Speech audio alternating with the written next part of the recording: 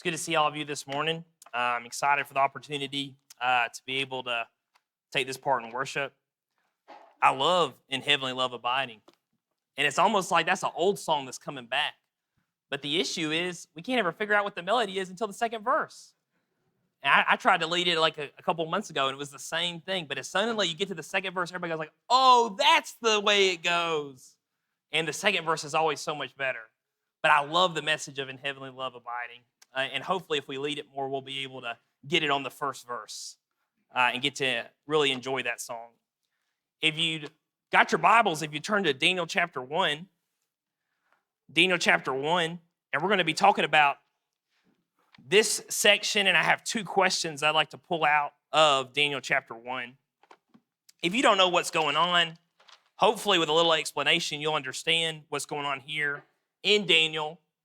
Daniel and his three friends have been taken into captivity into Babylon.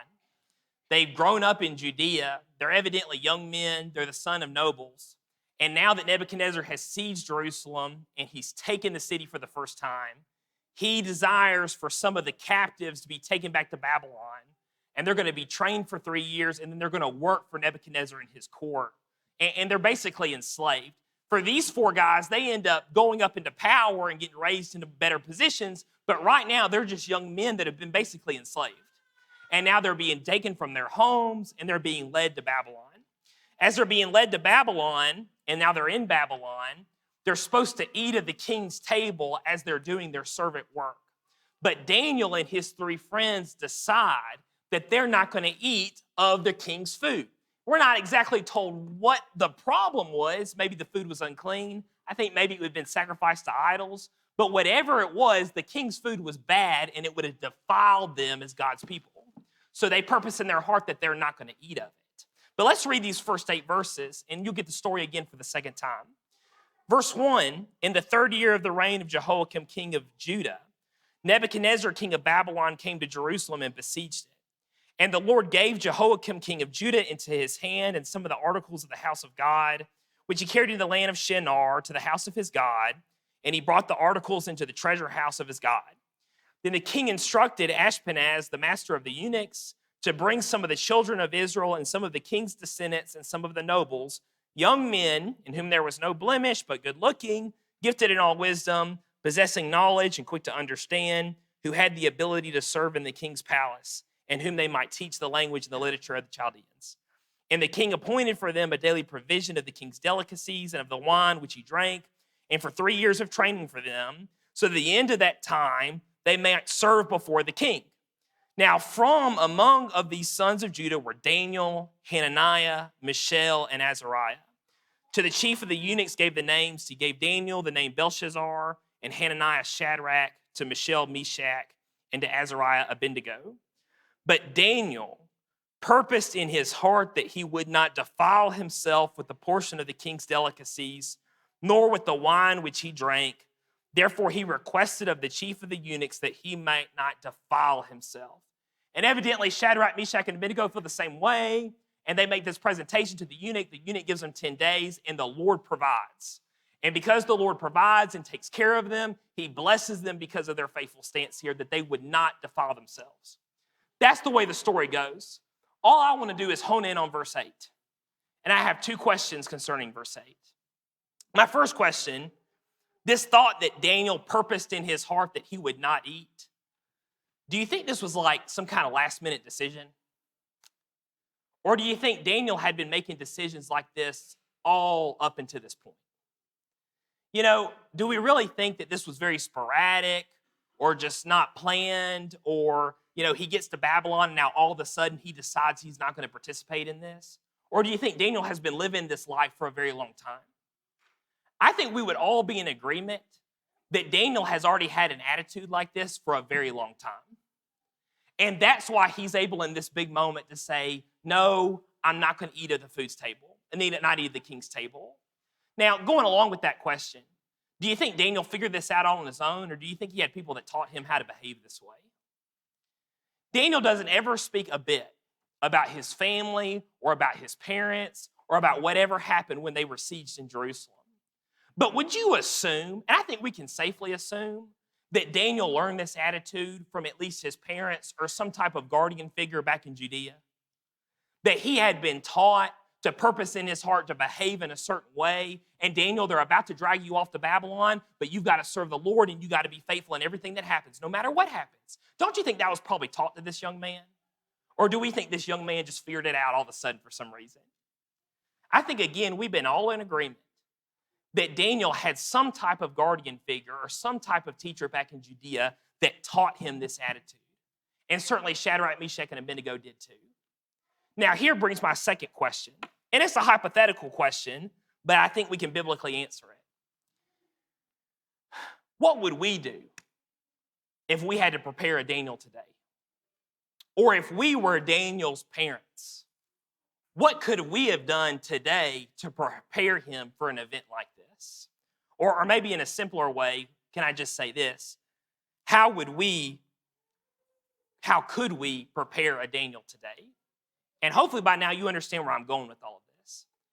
How do I take a young person, maybe my child, maybe just a younger brother or sister that I'm close to, and what do I do today to prepare them to have the attitude of Daniel in verse 8? Because Daniel's a young man, and there's no way he got here on his own. So how do I cultivate a young man so that I have a Daniel one day that purposes in his heart not to eat of the king's delicacies? And that I'm going to send him out as a young man all on his own to Babylon. And now he's going to have to stand for the Lord in the most hostile environment we can think of. What do I do? And that's what we're going to be looking at as we move forward. How could we prepare a modern day Daniel? Now, do we wait till when Jerusalem is under siege and he's about to be taken? Are we all of a sudden going to do something then? No, by then, what is it? It's way too late. Is there any way for me to reach Daniel while he's in Babylon? For Daniel's parents, I don't know if they were murdered. I don't know, what happened to them, but I really don't think they could, ring up Nebuchadnezzar and say, hey, can I speak to my son? I don't think that was an option. That they're sending their kid out, into this hostile environment. They had to be prepared years ago for this event. And so let's just look at three things of the way we could prepare a Daniel today. Whether we're talking about our own children or whether we're talking about just young people that we have influence over. The first one should be very easy. And I know we all know this, but I want to talk about it in a little bit more detail. Well, one way I could prepare them is I could just make sure they have some knowledge of the word. Because certainly Daniel does, because he knows not to eat of this food. The first thing I could do is I can take him to where he can learn about the word, right? And if that was important to us, that would be something we would do. We would take him somewhere where he could learn about the word. I'm going to use this passage next Sunday again. But Acts 19, 9 through 10, we got the beginning of the church at Ephesus. And it's talking about Paul. It says, but when some were hardened that did not believe and spoke evil of the way before the multitude, he departed from them and withdrew the disciples, reasoning daily in the school of Tyrannus. And he continued for 2 years, so that when he dwelt in Asia, so then all who dwelt in Asia heard the word of the Lord Jesus, both Jews and Greeks. And that's how the church at Ephesus began. If you were there in Ephesus and Paul was teaching daily in the school of Tyrannus, would you have taken your kids there? I know that's a simple question, but would have you taken your kids to go hear Paul teach? Would you have taken people if you don't have children? You would go find some young people and you say, hey, Paul's teaching today at that old school. Let's go hear him speak. Would you have done that? Hopefully we would all think, yeah, I would absolutely do that. Then the next question is, but then are we actually doing it? Are we taking young people to places where they can actually hear the word of God? And of course, that would be church services. That'd also be Bible class, but that'd also be different studies that we have going throughout.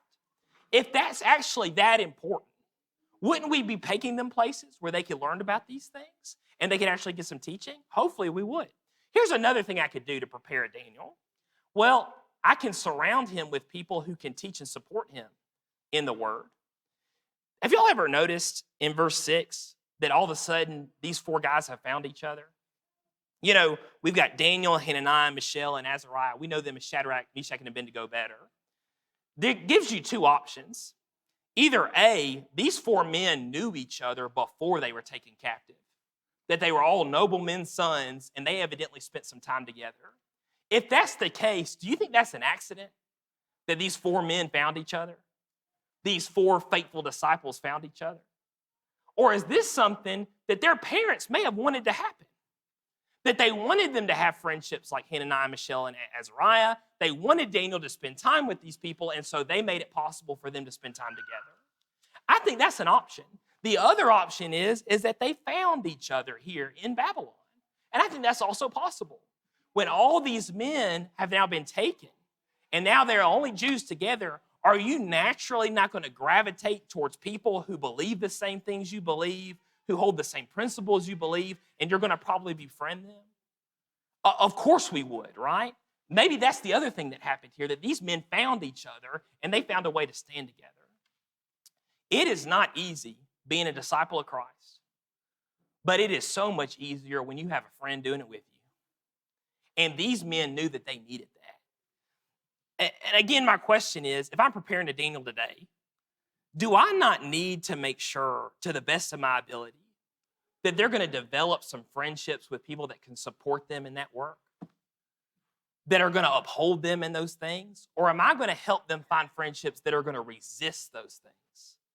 Would that not be important? And I think it was important. Now, not only that, from that perspective, do I not also need to teach my child how to be friendly and how to find those friendships? You know, if they didn't know each other beforehand, but they found each other in Babylon, would that not be something that needed to be learned? Like, you know, this is how you're friendly. This is how you talk to somebody. You know, this is how you're able to develop this friendship, because you're going to have to go make friends. And certainly this is what they were doing. These people supported Daniel in the word. I think that was, again, helpful of the knowledge. Here's another one. If I'm going to create a modern day Daniel, ready to go off to Babylon and purpose in his heart, I'm going to need to find out what he knows. I'm going to need to know where he's at, right? To know if I've actually done the job of preparing him for Babylon. And you don't have to turn there, but I'm just going to reference this. How is the only way you can know where someone else is at spiritually? The only way to know is to have a conversation with that person. There has to be some communication. And I know that seems obvious, but for some reason, all of us, you know, people in the world, we really struggle with this concept that nobody here are mind readers. You're going to have to know what's going on by talking to them about that. The reason why I put Genesis 21 up here, because this is a moment between Abraham and King Bimbalek, where King Bimbalek fusses at Abraham about not using plain logic. Abraham comes up to Abimelech angry and says, your servants have been messing with my wells. And what does King Abimelech respond with? He says, Abraham, I just found that out today because you finally bothered to tell me. Abraham, how can I fix something that I don't know about? Thank you for telling me. I wish you would have told me weeks ago. And that's what he fusses at Abraham about, and rightly so. And Abraham says, okay, well, please take care of it. And that's the end of the conversation. Abimelech uses some flawless logic here. I don't know about it unless you tell me. So again, my question is to help them with the knowledge of the word. How am I supposed to find out about that? I'm going to have to ask questions. I'm going to have to talk to my children. I'm going to have to talk to the young people around me and figure out what's going on in their minds. If I don't, I'm never going to know where they're at. It's been shocking to me. And not someone who's a parent, but someone who sometimes talks with parents and kids about something going on. Where I have a parent that'll say, yeah, they don't know about that. They don't know anything about that. And then I turn and ask their kid, do you know about this? And they go, oh yeah, I've known about it for 2 years. And I'm like, why am I the one finding out, right? Or my kid knows that, and I'll ask him, well, do you know about this? No, I don't have any idea what you're talking about. Well, what's the issue? And I know that can happen to anybody. The issue is that there's no communication going on at home. No one's asking questions. No one's saying, what about this? What do you think about this? If I want to instill in a child some good godly knowledge, I'm going to have to ask them and see what they're at with that knowledge. You know, Jason did a sermon last Sunday about Matthew 18, about going to a brother that has sinned against you. You know, could we not in the car ride home ask questions like, well, what's the first thing we're supposed to do according to Matthew 18? And what we just talked about. And you know, the kids can answer. If they can't answer, well, you're supposed to go to him and alone. You go, oh, well, that's right. Well, what do you do second? You see where I'm going with this. You could just ask questions about sermons, and that would be an easy way to begin those conversations. Did you pick something up? Do you know how this works? Those conversations are going to happen if we really want to instill a knowledge of the word. And finally, just one more. Can we not read with young people? And wouldn't that be an easy way to make sure they know something about God's word? That we could just sit with them and we could read together, or we could read to them something that we're walking through. And there's a lot of easy books in the New Testament that anybody could read through with anybody and talk about them. You know, James is a good one to do. Matthew's a good one to do. And certainly that would be ways to instill knowledge of the word. Can Daniel do in Babylon what he's going to do if he doesn't have any knowledge of the word? He's not going to be able to. Now, number 2, is knowledge any good without sincerity? You know, if I instill my child all the knowledge that God has to offer, and they're able to quote all the books of the Bible, and they're able to tell you all about it, what if my child can quote all 60 genealogies from Adam to Jesus, but they never saw any sincerity in those things? Is any of that knowledge any good?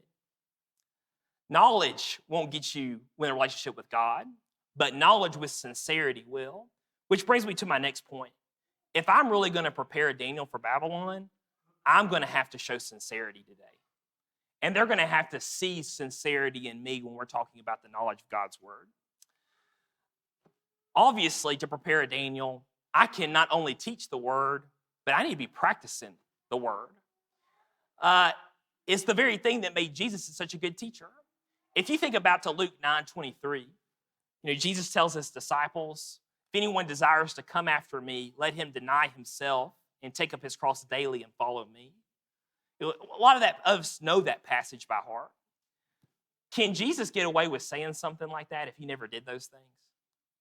Have y'all ever thought about that? I mean, we quote this verse all the time. We have it in memory verse for our kids. If Jesus had not done those things, if he didn't take up his own cross, if he didn't deny himself, would he be able to make those big claims to us and they actually stick? No, it wouldn't have worked.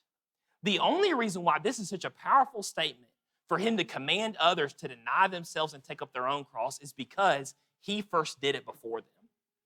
And that's what makes him a good teacher. If we teach young people to behave a certain way and we're not willing to do it ourselves, what have we done? We've just set them up for failure is what we've done. I have never seen people have to overcome such a battle than watching people overcome a hypocritical teacher from their youth that told them to do one thing but got caught several times doing something else. Because what did you just teach that person? Well, you taught them that this is all a facade and none of it really matters. And that's what was taught. Sincerity without the word, the word without sincerity actually has a negative effect. If we practice what we preach, we actually can instill a Daniel. Number 2, I can show an interest in Jesus. And that's one way I can prepare a Daniel, that they would see that first in me. I'm going to wear out Malachi 1 because Connor gave us that exhortation on Malachi 1. And then on Sunday, the high school students studied the same passage. So it's been in our minds a lot these past couple of weeks. If you remember Malachi 1, God is fussing at the children of Israel for their worship in the temple. And he's saying, you're bitter about it. You have no interest in this whatsoever. One of those key verses is in verse 12. This is God speaking about their attitude. He says, but you profane it, and you say the table of the Lord is defiled, and its food is contemptible. You also say, oh, what a weariness. So you sneer at it, says the Lord of hosts. And you bring the stolen, the lame, and the sick. Thus you bring an offering. Should I accept this from your hand, says the Lord? What God's saying is, in terms of temple worship, you look at the table of the Lord, you go, oh, this is defiled, and the food is bad. And then you turn around and you say, oh, it's such a dread and a weary to be able to have to carry out these things in the first place. And then in turn, you bring your worst sacrifices to the table and go, okay, well, maybe that'll be enough. And this is an attitude issue he's talking about, right? We understand that. Take it to the level where we're taking to our context. When you treat worship like a worry and a dread, does that just stop with you? Or does that stop to the young people that see you treat worship like a dread, like a weariness? My granddad used to always tell this story that he would travel, that him and grandmama would travel with another young couple with young kids. And they would go on vacations together like a lot of us do. And he said he just couldn't get over how every time they would travel somewhere else, they would go and find a place to worship. And that other couple would act like it was the worst thing in the world that they were going to have to stop their vacation to go find a place to go to church. And they would act like it was such a burden that they were going to have to stop doing what they were doing and find a place to go to church. And then he used to always tell me how then they go eat after, or maybe they were in the car together on the way home from that church, wherever they visited. And he said it was just like all of a sudden, we're the judges on American Idol, judging everything they did, being overcritical over everything that happened. And we sit there at the lunch table and go, wow, those people just were not very friendly. They should have been a lot more friendly to us. Man, that sermon was boring. And it was long and it never ended. Man, their song service was terrible. I just rather it not sing. And they would be overcritical about everything they ever saw that a church did. And he'd always end that story with one line. You know what that one line was? And none of their kids are faithful today. Why are none of their kids faithful today? Because what was taught? Well, what was taught is that worship is a weariness. And that if we are part of a church, our job is not to be a servant. Our job isn't to stir up love for good works. Our job is to be overly critical over everything they do. Who wants to be part of that group? Who wants a Christian's job to stir up good love?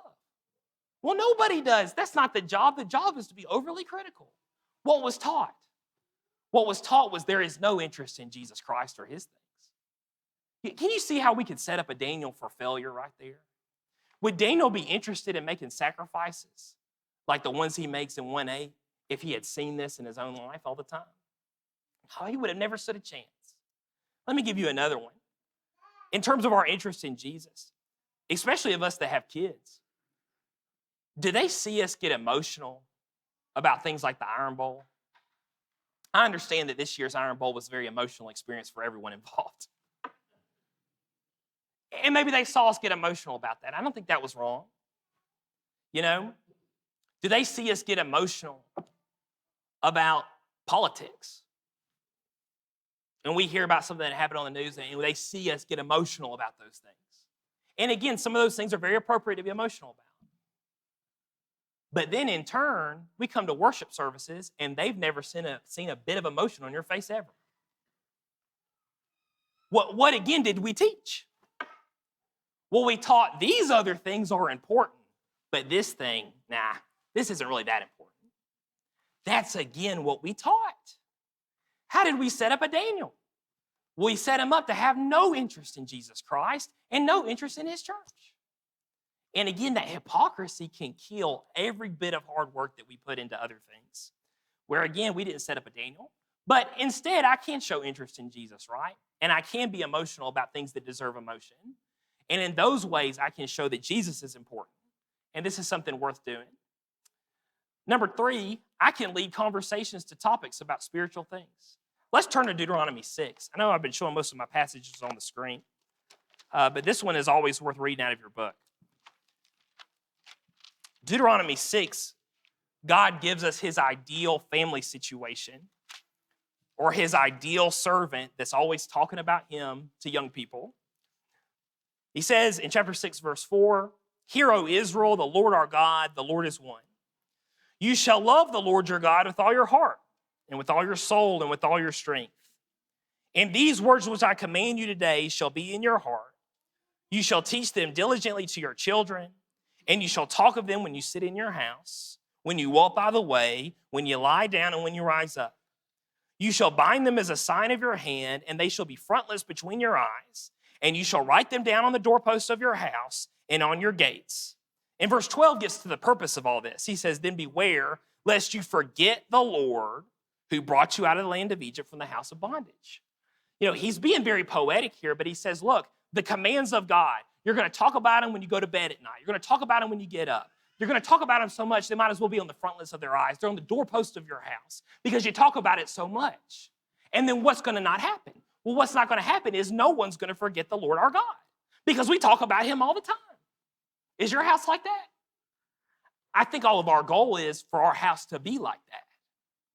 where this is the conversations that we have. And me as an adult, I can lead with young people and I can lead the conversation to talking about something spiritual. A lot of y'all know me. Y'all know I can talk about anything. And I can run my mouth about any topic. And the question is, if you're like that, how can you use that ability to get conversations about the Lord? Where, if I can sit around and I can talk to my kids about the things I love and the interests that I want them to have. I want my kids to enjoy Star Wars, at least the good movies. I want them to enjoy, baseball. I enjoy baseball. I want them to enjoy Billy Joel. And there's a lot of songs that we skip when me and Ruby listen to Billy Joel, but there's a lot of Billy Joel songs we listen to. I want her to enjoy those things. So what do? We talk about them. We play them. We're gonna cultivate a love for these things. Is there any way for me to work Jesus in there without talking about him? Is there any way for me to cultivate a love for Jesus, a love for the Lord your God without talking about him? That's going to have to be in there in topics of conversation. Where, hey, let's talk about this. Hey, the sermon talked about this. Let's talk about that. Hey, I was reading this the other day. What do you think about that? And we can engage these things with young people to lead these conversations, to have this type of attitude that we would see in Daniel. And now let's make a clarification before we move any further. Daniel will one day make his own decisions. And there will be no way to reach him in Babylon. And especially for Daniel, that one day they're literally going to take him by force. And they're going to take him to Babylon, and for all we know, we're never going to see him ever again. If I try to wait till that moment to fix things in a young person, what have I done?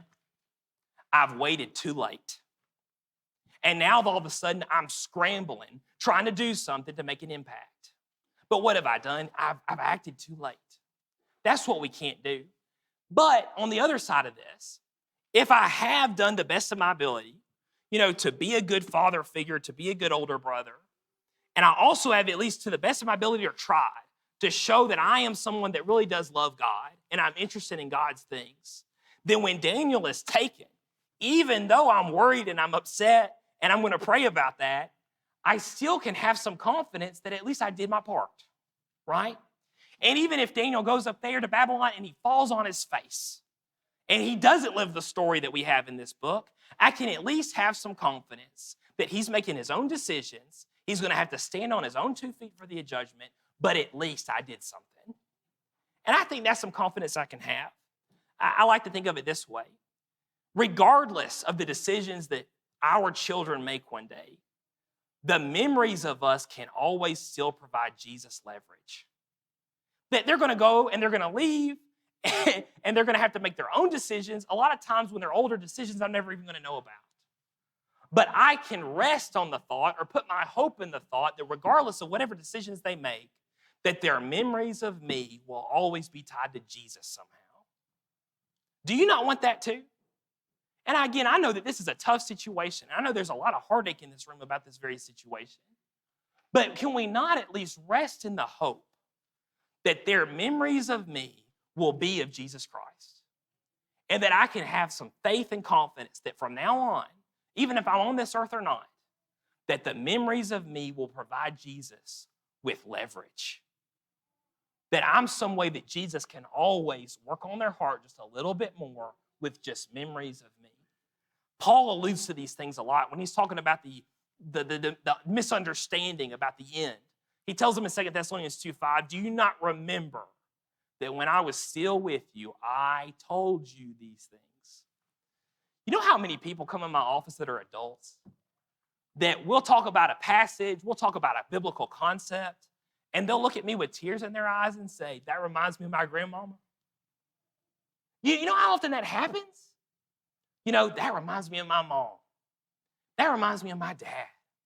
Man, my granddaddy would always tell me, even sometimes like my uncle, my aunt, or this person that I loved always used to tell me about those things. Does this still happen today? Do you remember that when I was with you, I told you these things? That happens all the time. Even for people that left their homes and fell on their face and now they're trying to come back.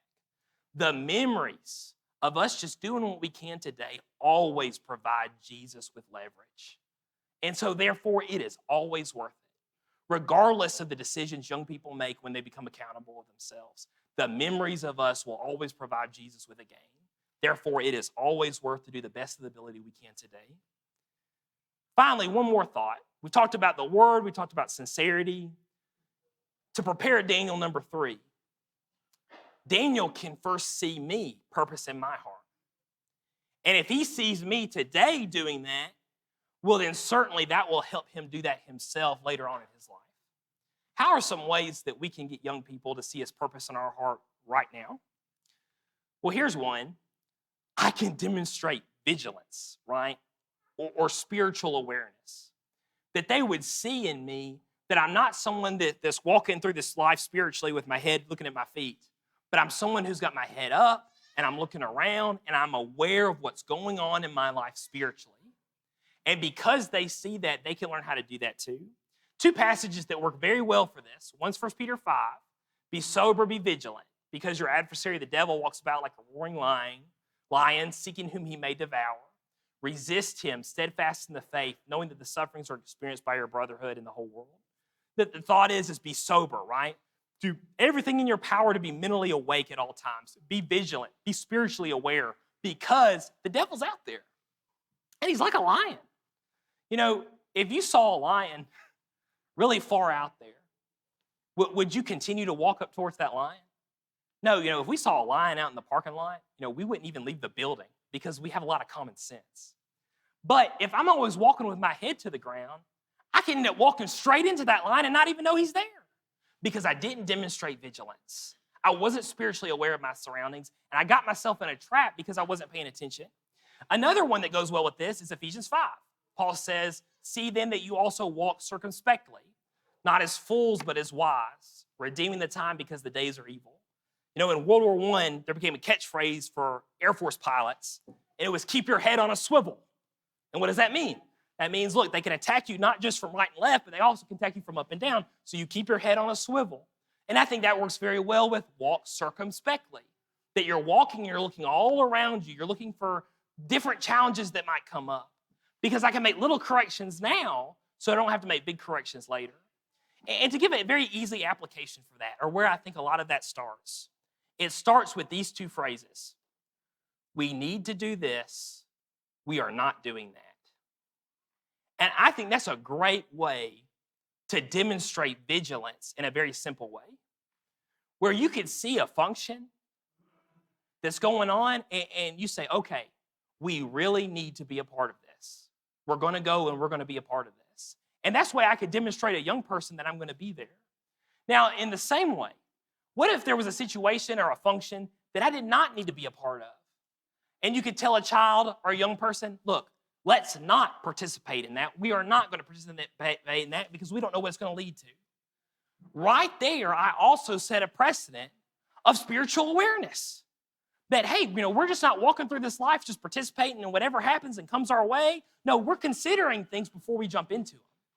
And I'm teaching a young person vigilance, right? Now, this is what always baffles me.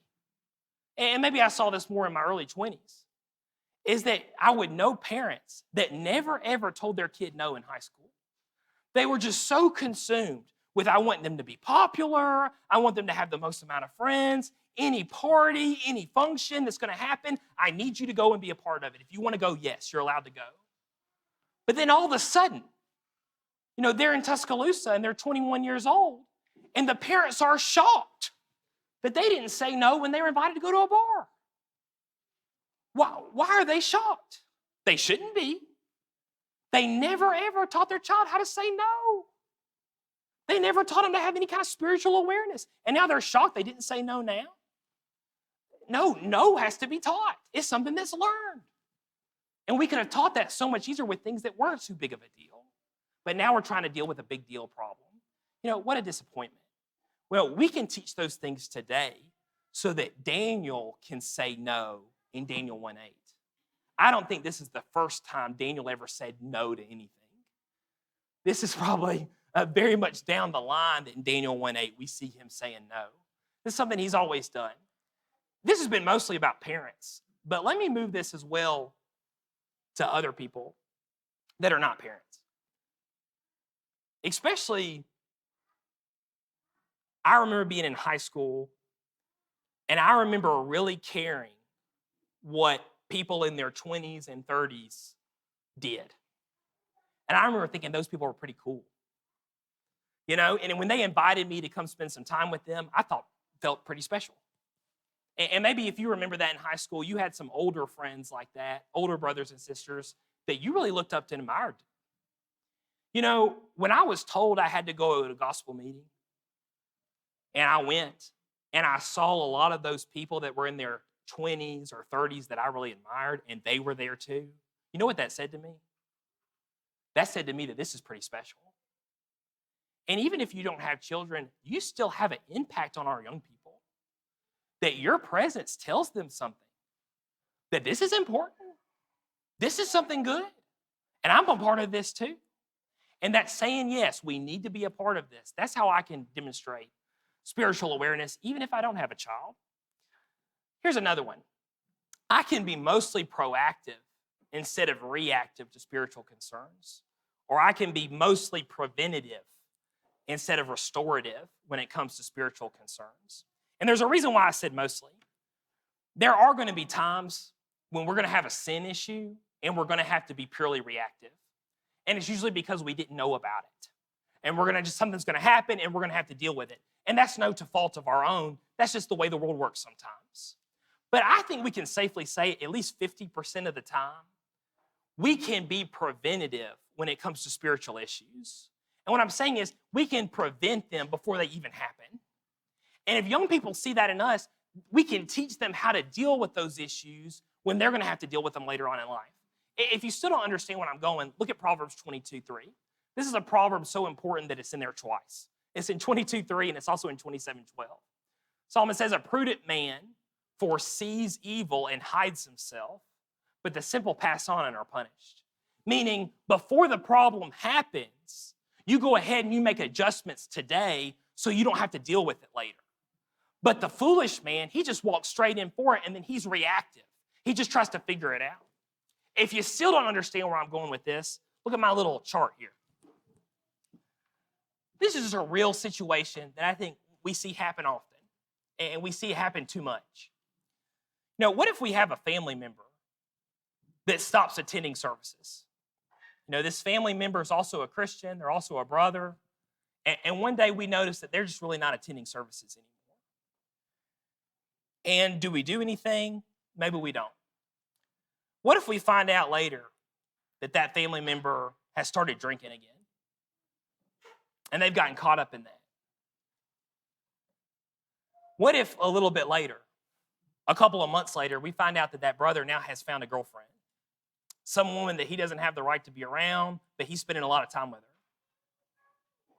And then finally, at the end of all this, what if months later we find out that that brother's been caught in adultery? And now everybody knows about it, the whole town knows about it, and certainly the whole church does. If we were purely or mostly going to be reactive to this situation, when would we act? When would we finally go and talk about it? When would we finally go try to do something about it? If we were being mostly reactive, well, then we would try to handle it right then. Now that it's happened, now that it's gotten out, now we'll go and talk to that brother about this issue. Now, instead of being reactive, if we wanted to be mostly preventative, when would we act? Y'all see how I'm going with this? If we were being mostly preventative, we could have had a conversation when someone just stopped attending services. And that would have been a preventative way of handling that issue where no one had to get hurt. There hadn't to have to be a lot of tough conversations. It really could have been one quick, friendly conversation, and it could have been handled right then. Who are the type of people that are purposing in their heart? It's the people that do preventative when they can, when it's possible. Because they're thinking and they're vigilant, they're spiritually aware. They're saying, oh no, this could lead to something bad. Let's handle it right now while we can. Instead of only purely being reactive and just letting things happen whenever they happen, and oh no, let's try to fix it. When a lot of times by then it's already been too late. I think if we demonstrate, when our young people see us handle these issues, if we're demonstrating preventance, if we're demonstrating being proactive, then that's going to teach them themselves how to handle things proactively. You know what? I haven't been going to church for a while. No, I remember when our parents handled that situation. I need to go ahead and correct that right now because who knows what it could lead to. And they can have a proactive mindset about themselves because that's what was taught. That's how we taught things, how to handle things. And not only Proverbs, is this not the Sermon on the Mount? If you handle issues in your heart today, you won't have to handle the physical issues that actually happen outward later. This is things that Jesus tried to teach in us our one-on-one class. And if we would practice those things, I think we'd have a much better chance of creating a Daniel who was proactive, who purposed in his heart before he even got there that he would not defile himself with the king's delicacies. Now, who are the type of people that only act reactive? And I'm not talking about people who have to, because that's what happened. I'm talking about people who solely, they don't do anything about anything until it comes out publicly. People that are solely reactive. Can I suggest to you, those are people that care a whole bunch more about looking like Christians than actually being Christians. Because why are they reactive? Why are they only doing something about this now when we knew about it back then? Because now people know.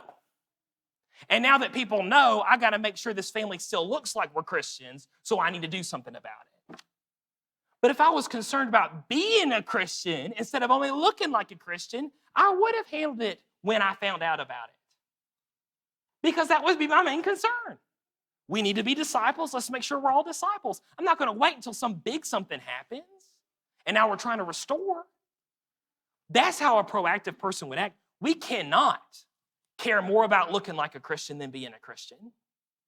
Because again, what have we set up our Daniels and our Danielesses, I guess, if you want to talk about young ladies? If we're solely reactive and we only care about looking like Christians instead of being Christians, what have we taught them? We have taught them hypocrisy at its finest. It's not about who you are, it's about what you look like. We've set them up for failure. That doesn't create a Daniel. Thinking of this for just a second, can you think about someone in the New Testament that cared a whole lot more about looking like a Christian than being a Christian? Does that remind you of Ananias and Sapphira? What was the issue? The issue was that they lied. But was not a whole motivation that they were more concerned about looking like a Barnabas than actually being a Barnabas? They cared a lot more about looking presentable and looking like they were good Christians instead of just actually just being good Christians, which at that point would have been easier for them. Do we want a whole bunch of Ananias and Sapphira's? Or do we want to be proactive people when we can and to teach that to our young people? Going back to the very beginning right here, or my little chart. Does it always start right there? Or is there actually something even before then we could handle that situation? Could we not actually do this sometimes? That there was some discouragement before anything ever happened, and we could have handled that right then? I think there's even ways to be even more proactive than that. Where we're the type of people that we go ahead and do things today before problems even exist. Because we care so much about being disciples that we're going to do whatever is in our power to continue to be disciples. Now, to go full circle, when a young man or a young lady has seen that their whole life, and they have seen a whole bunch of adults care so much about being a disciple that that's all that they talk about, and they talk about it on the frontlets of their eyes and on their doorpost, right? They talk about it when they go to bed and they wake up. When you got young people that grow up in an environment with the church that is always so consumed about being proactive and about being vigilant and what are things we can be doing right now to better love the Lord. When a kid grows up in that environment, what do they end up becoming? They usually end up becoming a Daniel. Would y'all agree with that? We've been working through a hypothetical question, but I think we biblically answered it. If we really want a whole bunch of young people that can purpose in their heart as a young age to be obedient to God, that starts today. That doesn't start when they're unpacking their bags on the way to leave for Babylon. If we have that attitude, I think we can be very successful in purposing in hearts in our young people. Thank you for your close attention. Thank you for allowing me to talk on that topic. going back to the beginning of our ruler, one of the best ways to end discouragement is to do exactly what God told us to do, and that's to edify and encourage. And that's one of the purposes of being here this morning. This is about edification of the saints. This is about encouraging the brethren. If there's anyone here this morning that needs the prayers of the saints, I'm not going to look down upon you, or no one's going to look down upon you as asking for prayers and asking for edification and encouragement. Why would we not look down upon that? Because we would say this person is a preventative person. This person is being proactive, right? That's the person that we don't have to go out looking for. They came and they found themselves. And we reward that proactiveness. God rewards that proactiveness. If there's anyone here we can assist in that way, we want to. If there's anyone here that needs to be very proactive and obey the gospel, let's do that this morning if we'll come forward as we stand and sing.